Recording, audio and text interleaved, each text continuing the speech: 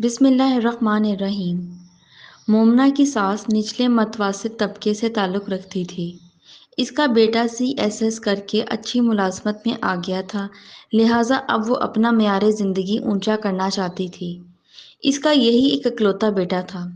مومنہ کے والد اب ریٹائر ہونے والے تھے، پھر بھی اس کی سلیقہ شار ماں نے کوشش کی کہ بیٹی کی ساس کی ہر فرمائش پوری کرتی چلی جائے۔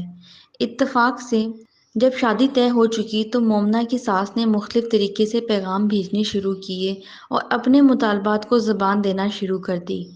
بیٹے کے لیے امپورٹڈ گرم سوٹ اور رولکس گھڑی، پھر imported T V, imported refrigerator مانگا۔ یہ تو اس نے خود سے صاف صاف کہہ دیا تھا کہ کراکری اور ڈنر سیٹ بھی امپورٹڈ ہونا چاہیے۔ جب وہ ڈنر سیٹ خریدنے آئی تو اس کے پاس امپورٹڈ ڈنر سیٹ خریدنے کو پیسے نہیں بچے۔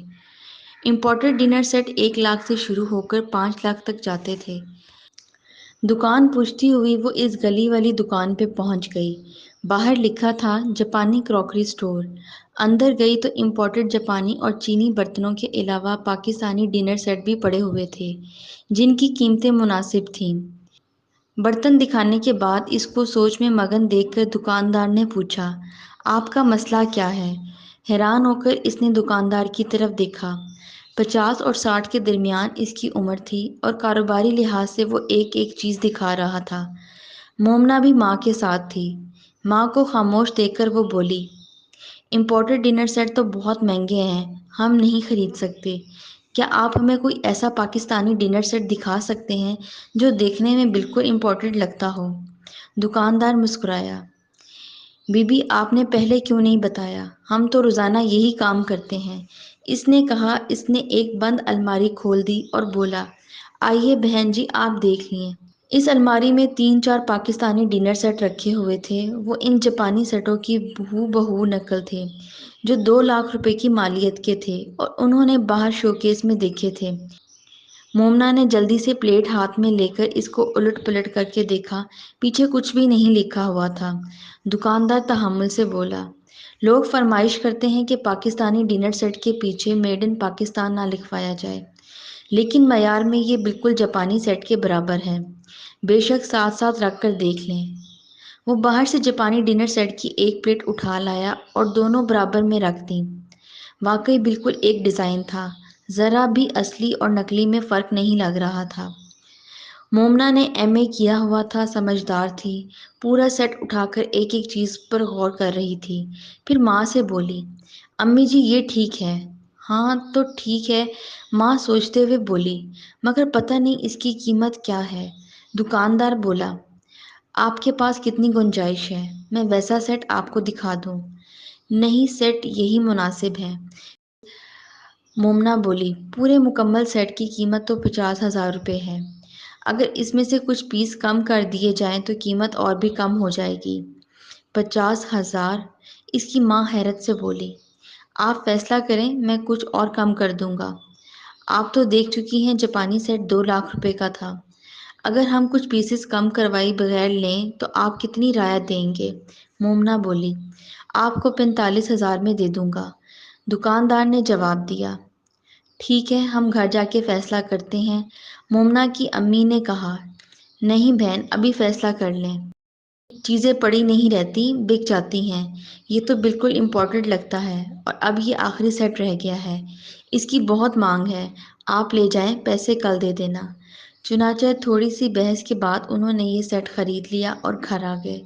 پچھلے ماہ مومنہ کی ساس نے کچھ مہمانوں کو مدعو کیا اور مومنہ سے کہا کہ وہ اپنی شادی کا ڈنر سیٹ نکال لائے۔ سیٹ کے ہر برتن کو اس نے الٹ پلٹ کر دیکھا اور غور کر کے پوچھا، کیا یہ امپورٹڈ ہے؟ مومنہ نے ہولے سے کہا، جی ہاں۔ وہ چمک کر بولی، اس پر تو کچھ لکھا ہوا نہیں۔ مومنہ نے ہلکی آواز میں کہا، دکاندار نے تو ہمیں یہی کہا تھا کہ جاپانی سیٹ ہے اور ہم نے خرید لیا، اور تم نے الٹ کر دیکھا ہی نہیں؟ جی نہیں، اتنی بے وقوف ہے تمہاری ماں اور تم۔ مومنہ چپ کر گئی۔ مومنہ کی ساس نے کہا، اس کو اسی طرح واپس پیک کر دو اور کل مجھے اس دکاندار کے پاس لے جانا، میں خود جا کر پوچھوں گی کہ یہ کہاں کا بنا ہوا ہے۔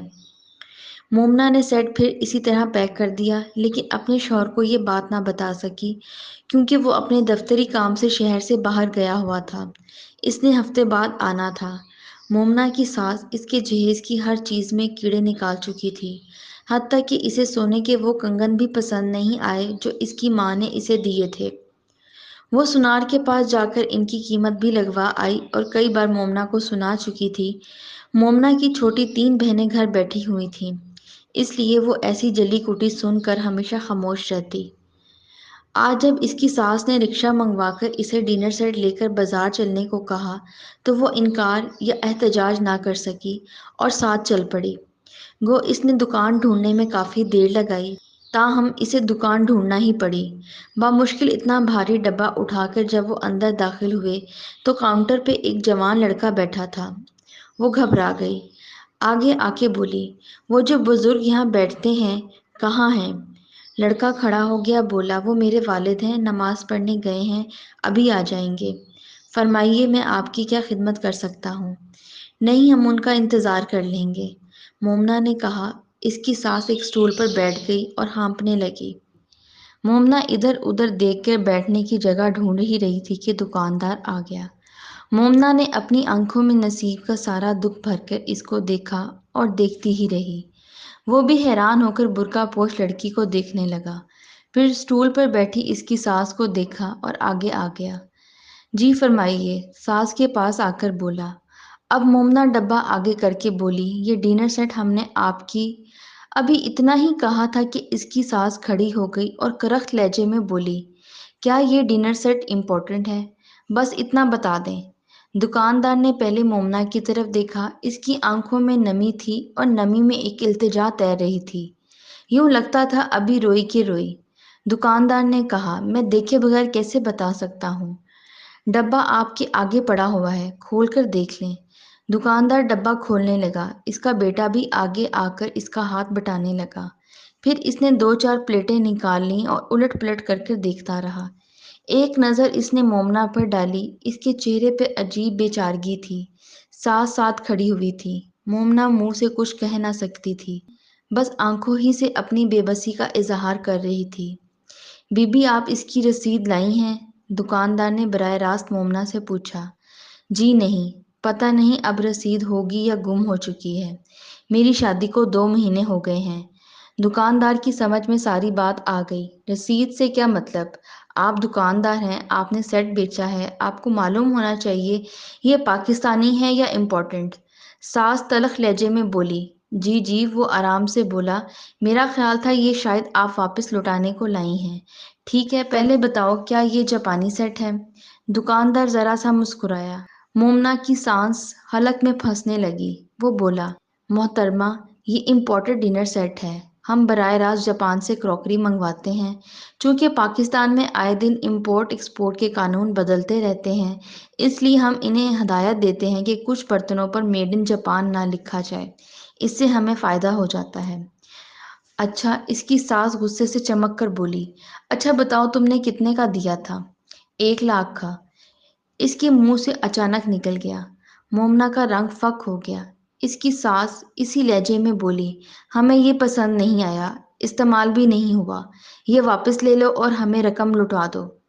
مومنا جیسے پھانسی پر لٹک گئی کہ اب بھانڈا پھوٹے گا، مگر دکاندار اپنی کرسی پہ بیٹھ گیا۔ اس نے دراز کھولی اور 5-5 ہزار کے نوٹوں والی گڈی میں سے 20 نوٹ نکال کر اس کی ساس کی ہتھیلی پر رکھ دیے۔ مومنا کی آنکھوں میں 1 گھنٹے سے رکے آنسو جھرجھر بہنے لگے۔ اس نے منہ پر برقع کا نقاب ڈال لیا۔ اس کی ساس نے نوٹ اپنے پرس میں رکھ لیے اور شرمندہ سے لہجے میں بولی، آؤ چلو، میں تمہیں کسی اور دکان سے اپنی پسند کا امپورٹڈ ڈنر سیٹ خرید دیتی ہوں۔ مومنا اس کے پیچھے پیچھے چلی۔ کاؤنٹر کے قریب پہنچ کر اس نے اپنے دائیں ہاتھ میں پہنی ہوئی سونے کی 6 ماشا کی انگوٹھی اتار کے چپکے سے دکاندار کے آگے رکھ دی اور خود تیزی سے باہر نکل آئی۔ یہ انگوٹھی اس کی ماں نے تب دی تھی جب اس نے ایم اے کا امتحان پاس کیا تھا۔ اسے وہ سینے سے لگا کے رکھتی، مگر آج اس اعلیٰ ظرف انسان نے جس طرح اس کا پردہ رکھا تھا وہ اس کی ازدواجی زندگی بچا لی تھی۔ یہ اس کی عوض بہت کم تھی، مگر پھر بھی کچھ پیسے تو ادا ہو سکتے تھے۔ ساس نے باہر نکل کے رکشہ روکا اور اس میں بیٹھ گئی۔ جب دوسری طرف سے مومنہ بیٹھنے لگی تو دکاندار باہر آ گیا اور گلی کی نکڑ پر انہیں روکنے کا اشارہ دیا، پھر دوڑ کے ان کے پاس آ گیا۔ اب مومنہ کا دل پھر زور زور سے دھڑکنے لگا اور کسی نئی مصیبت میں گرفتار ہونے کے آثار نظر آنے لگے۔ دکاندار اس طرف آیا جہاں مومنہ کھڑی تھی۔ اس کی ساس بھی آنکھیں پھاڑ پھاڑ کر دکاندار کو دیکھنے لگی۔ وہ مومنہ کے قریب آ گیا اور ہاتھ میں پکڑی انگوٹھی اس کی طرف بڑھا کر بولا، بیٹی یہ شاید آپ کی انگوٹھی ہے، جہاں آپ کھڑی تھیں مجھے وہاں سے ملی ہے، اس کو سنبھال لیجئے۔ شکر ہے اس وقت دکان میں کوئی اور نہیں تھا۔ خدا را دوسروں کی بیٹیوں کے ساتھ بھی حسن سلوک اور نرمی کا معاملہ کریں۔ پیارے دوستو، اپنا قیمتی وقت دینے کا شکریہ۔ ہم امید کرتے ہیں آپ کو ہماری ویڈیو پسند آئی ہوگی۔ مزید اچھی سٹوریز دیکھنے کے لیے ہمارے چینل کو سبسکرائب کر دیں۔ ملتے ہیں کسی نئی سٹوری کے ساتھ۔ اللہ حافظ۔